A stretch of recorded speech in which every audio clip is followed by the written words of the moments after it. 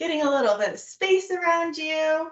Starting off, take a deep breath, bring your arms up and over, and then pause. Pause with both your breaths, so holding that inhale for just a couple of seconds, and then letting it all go. Exhaling really completely.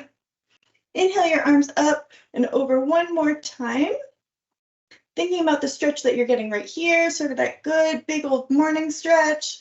That's the stretch that you want to feel as we're doing some twisting. So if it gets uncomfortable or painful, that's not the stretch we're going for. Awesome. So from here, let's get in some movement. We're going to start off by windmilling our arms. So bringing your arms up and around, enjoying the rotation that's happening through the spine, and noticing how your hips move a little bit as well, maybe even through the ankles. Your shoulders are probably moving. And reverse your direction here. And see if you can make that windmill a little bit bigger. So twisting a little bit more as you do this. You might want to slow it down. And if you think too much, you might start to do a very funny windmill. It's all good. Beautiful. Bringing the arms out to the side here. So thinking about the twist through our shoulders that can happen. I can have my palms up, I can have my palms down. We're gonna warm up the shoulders with a few circles here. Why? Hey, friendly reminder to mute yourself, everybody. It's a little exercise on Teams. Oh. And I'm like, what the fuck are you doing? Cool. All right, so I'm doing some arm circles with my palms facing up. Now I'm going to rotate so my palms are facing down and keep rotating. Maybe see if you can push those palms all the way to the back behind you. See if you could get a little more rotation. Nice. And now from here, your shoulders should be a little bit warmer. Bring the backs of your hands back behind you, and then bring the palms so that they're facing the wall behind you. Rotating through the shoulders here. Oh, that feels like a little variety in my movement. I often come here, to be totally honest with you. I don't often come here to that internal rotation and the goalpost arms. Let's add another level of rotation. So right now, my palms are facing you. I can have my palms facing the sides of my head, so my thumbs are going back. And now continue that shoulder rotation, back and forth at your own pace.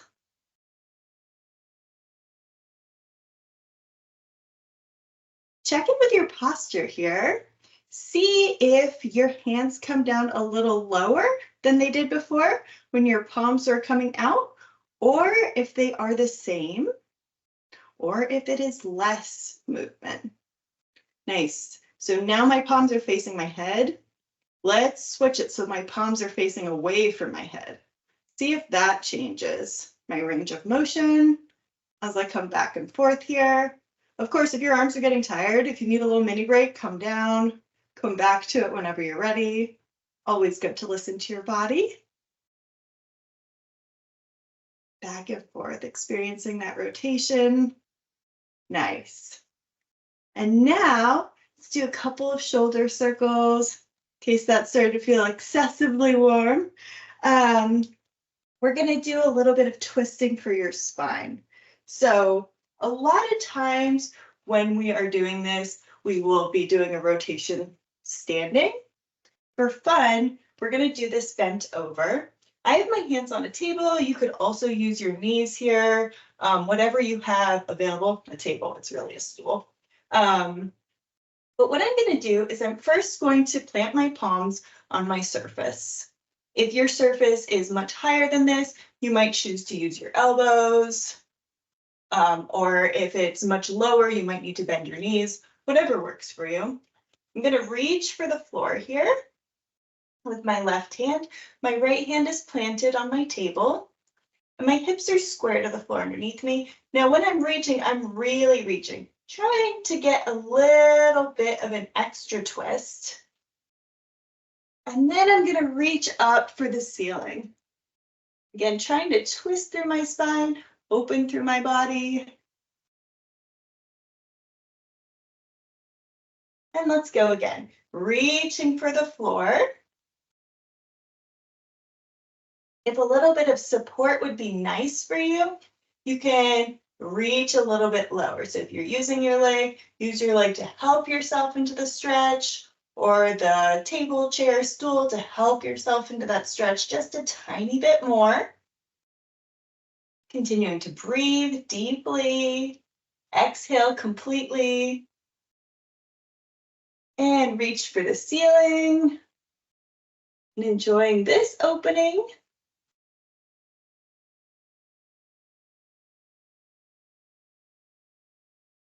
Nice. Let's go ahead with the other side now. I'll plant my left hand and reach for the floor with my right arm. And then reach for the ceiling. Taking a moment to notice if this side is different than the other side at all. If it feels better, if it feels worse, if the range of motion is diminished or increased. Also, if it's harder to breathe. Sometimes it feels the same, but it's harder to breathe in the position. So that's an interesting thing to take note of. You can hang out in this position, really, really reaching for the floor, or even helping yourself into that position a little bit more. Being really gentle and slow as you do that. Take a few really deep breaths here. And then switch so you're reaching for the ceiling. Nice. So now this whole time, my feet were planted on the floor, my hips were square to the floor, and I was moving through my shoulders. Now I'm going to plant my hands. This will be a bit harder if you are using your knees, but it is still possible. I'm going to keep my shoulders square to the floor, plant my hands, and I'm going to drop through my right hip and experience the twist that way. So dropping the right hip to the floor, and then whenever you're ready, raising the right hip. So my foot's actually coming off the floor. My right foot is coming off the floor.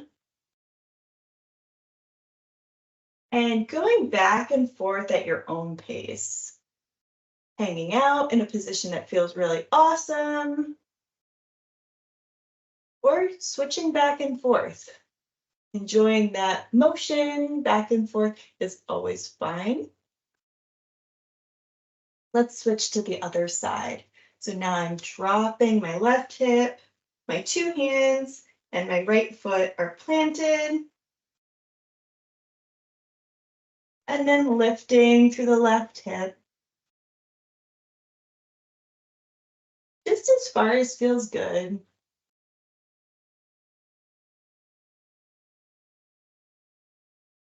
And again, taking a moment to just mindfully appreciate the side-to-side differences.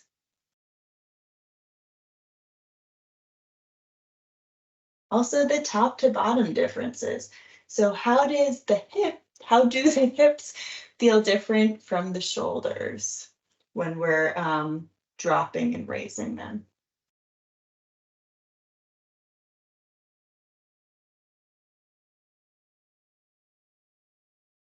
Beautiful. Whenever you're ready, come on out of that position. We've done the shoulders, we've done a little bit for our spine. We're going to do a little bit for our legs and hips here. So that's going to look a little bit different. We're going to start off just warming up the lower body with some calf raises and a little mini squat. So bending through the knees and ankles, little micro bend. And then coming up onto the toes, you might want to hold on to something solid for support if balance is tricky for you. As I'm coming up onto my toes, I do want to make sure that my ankle is stacked over my toes and my knees are on top of that. There is a tendency to bow out through the ankle there, but we want to keep them stacked. Just coming up and down. Micro bend and up. So we're warming up through the feet, through the ankles. You might feel it in your calves or even into your hamstrings. Nice. Now, you know that we're talking about rotation. My knees are pointed straight towards you now. Now I'm going to rotate a little bit. So my toes are going to point out.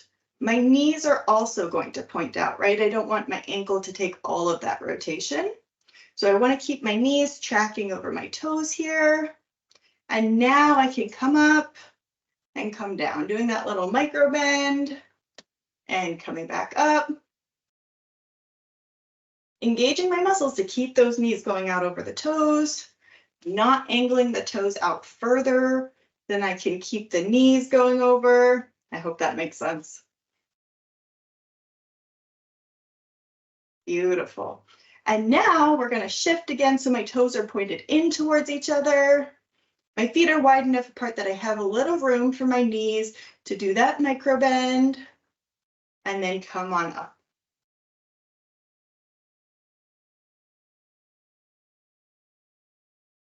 Keep thinking actively about engaging your muscles so that your knees can aim towards each other. Beautiful. All right, let's step the feet a little bit wider apart. And now I'm going to put my weight on my left leg, and I'm going to just externally rotate through my right hip, pointing my knee out, and then internally rotate. So my knee's coming back towards you, and then back towards the other knee. Now, you might feel some muscles working here. That's totally fine. Just going back and forth at your own pace. Externally rotating and internally rotating. Now, if you're doing this on your own time, you've got options like your clothing choices are great. You can also put your foot up on something, externally rotate and internally rotate. Back and forth, or you can come down onto one knee and do the same thing. Externally rotate and internally rotate. I don't know about you guys. My hips are popping a lot doing this. Let's do the other side here. Starting off just standing and then externally rotating. So my left knee is the one that's aiming out now. Coming back towards you and dropping towards my right knee. Back and forth at my own pace. If you've got a really tight spot, some sort of grumpy spot, you might find yourself trying to lean out to take off the pressure. That's a really good cue to pay attention to. Honor your body. Don't, if in those sticky spots, don't force yourself to work through it. Take that pressure off and allow that joint a little time to acclimate to this new crazy that you're exposing it to.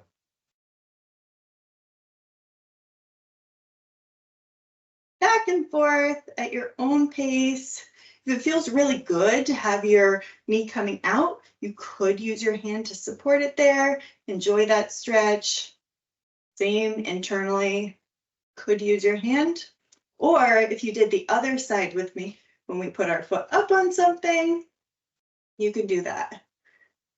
So just keeping ourselves even side to side here. Also, if you went down on the floor on one knee, go for that.